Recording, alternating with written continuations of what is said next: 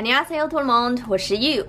Today I'm finally filming my Q&A video and I want to thank all of you guys for your awesome questions. I got so many of them and unfortunately I will not be able to answer every single one of them. So please don't be offended if I did not pick your question. I tried to pick the most frequently asked ones and also the most popular ones that got a lot of thumbs ups in the comment section of my channel update video. I summarized them and I made a list, so I have all of them in my phone and I will go through them one by one. If I did not answer your questions today, I will try to answer in the comment section, and also I might save them for future Q&A videos. Some of you actually suggest me doing some live stream sessions where you guys can ask me questions directly. If you like that idea or if you want more Q&A in the future, make sure to give this video a thumbs up and I will try to do some more in the future. Alright, without further ado, let's get started. First, I want to answer probably the most frequently asked questions, which are, what's your ethnicity and nationality, where did you grow up, and where are you from? So nationality-wise, I am Canadian, but ethnicity-wise, the short answer is I am Hmong Chinese-Korean mix. Some of you might know that China has many minority groups. About 90 to maybe even 95% of Chinese people identify as Hanzu. However, there are also 55 other ethnic groups, including Man Chinese and others. Man Chinese are known in the West as Manchu, and in Chinese it's called Manzu. And this is my primary ethnicity and also what was on my Chinese ID when I was still a Chinese citizen. I also have some Korean ancestry on my mom's side, so that's why I'm Man Chinese Korean. Like I mentioned, I was a Chinese citizen and I was born in China, lived in China up until I finished elementary school, and then I moved to Quebec, Canada with my parents until I finished college. And then after that, I moved to New York to do my master's degree, and that's where I met my husband. After I finished my master's, I moved to California to do my doctoral degree. So I have been moving quite a bit, and now I live in Tokyo. What languages can you speak? At what level? How did you learn those languages? So these questions are also super popular, and after answering about my background, you probably have a general idea already. But my native language is Mandarin Chinese. I was born in China. I speak Chinese with my parents, with my friends and family. After I moved to Canada, I learned French, so I guess French is my second language. I did not know a single word of French before I moved to Canada, but in Quebec there's a program called Classe d'accueil, which is for kids that need to go to school but don't know French. So we would only have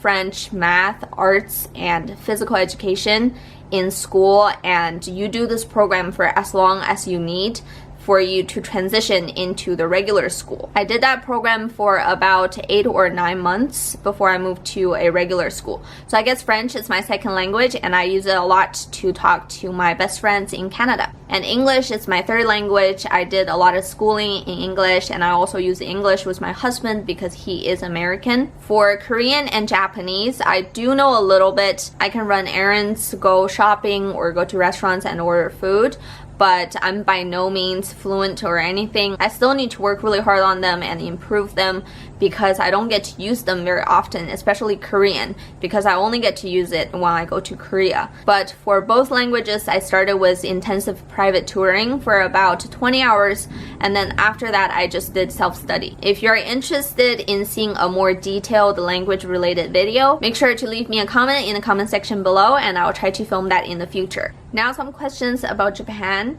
So, when did you move to Japan and why? How long will you stay in Japan?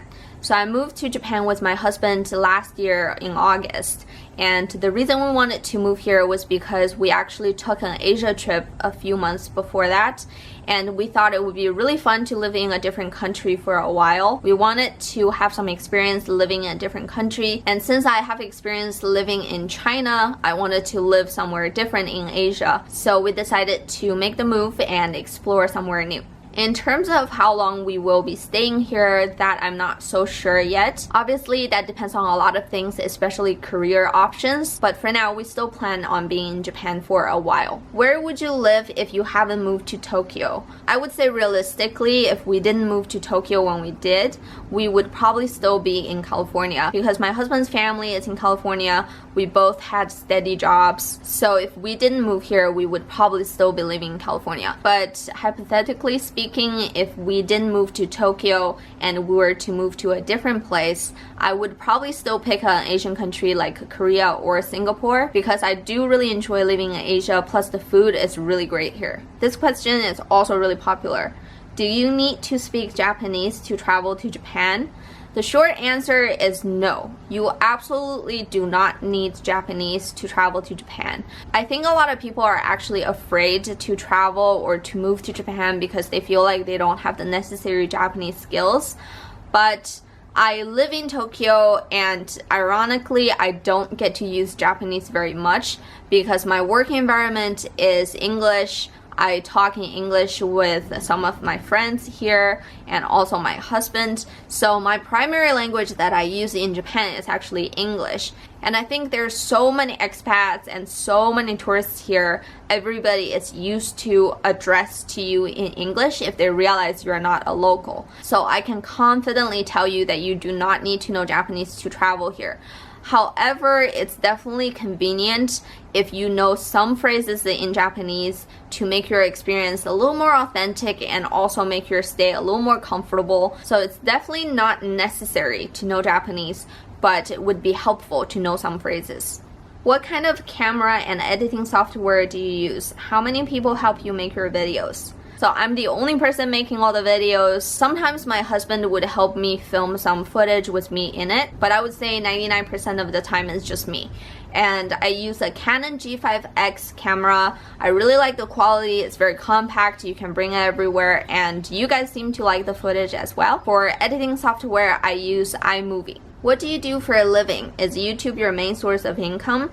No, YouTube is not my main source of income. It's mostly just a hobby. I am a teacher in Japan. I think that's what most people do when they move to Japan. I have been a teacher for many years before I moved to Japan, and I've always wanted to be a teacher when I was a kid. So teaching is my profession. Why YuYu? How did you choose your channel name? How did you decide to start this channel?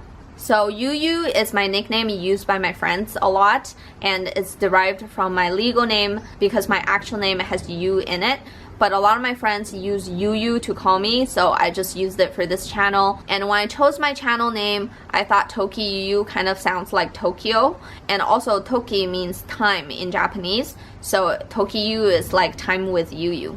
The reason I started this channel was initially because I wanted to document my time here and also share with friends and family easily. However, as time went on, I realized that before I go on trips or before I go to a store, I try to do a lot of research, but a lot of the information that I want to know isn't on the internet. And also I have friends and family who say when they go to a Japanese store, they don't know what to buy, or when they go to a city, they're not sure what to do. So I wanted to share my tips and my favorites to make your trips a little bit easier and to make it more interesting. What do you say at the beginning of your videos? So in the beginning, I say 안녕하세요, which means hello in Korean, tout le monde, which means everybody in French, and 我是YuYu, which means I am YuYu in Chinese. Also, some people have asked what video ideas I have for the future. I'll definitely keep doing top 10 videos for different Japanese stores, and every time I go on a trip to a different city, I will definitely do a video as well. But some of you guys have questions that I might turn into future videos, like pros and cons of living in Japan, what to see and where to stay, do and don'ts in Japan, language learning like I mentioned before, and also about finding a job in Japan. So if you think any of these are good video ideas, make sure to comment down in the comment section below. Let me know which one you would like to see the most, and give this video a thumbs up if you want to see more Q&A video in the future. Don't forget to subscribe to my channel to see more from me in the future, and I will see you next time. Bye!